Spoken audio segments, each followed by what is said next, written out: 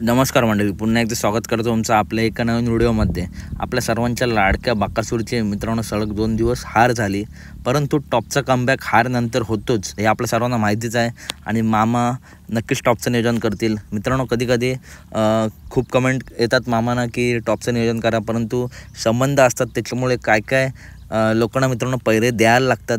परंतु आत्ता याच्या पुढे मित्रांनो पुढच्या मैदानात नक्कीच टॉपचा कमबॅक असेल। जरी हार झाली की त्याच्यानंतर बकाडॉन कमबॅक करतो म्हणजे करतोच, त्याच्यामुळे पुढच्या मैदानामध्ये एक टॉपचा कमबॅक आणि टॉपच्या पायऱ्यामध्ये मित्रांनो आपला बकासूर दिसून येईल। तर नक्की कोणत्या मैदानात बकासूर पळणार, तर येत्या 5 ऑक्टोबरला पीरसाहेब यात्रा व उत्सव श्री सुनील शेठ पोकरकर यांच्या वाढदिवसानिमित्त भव्य दिव्य ओपन बैलगाडी शर्यत मैदान काटापूर येथे संपन्न होत आहे।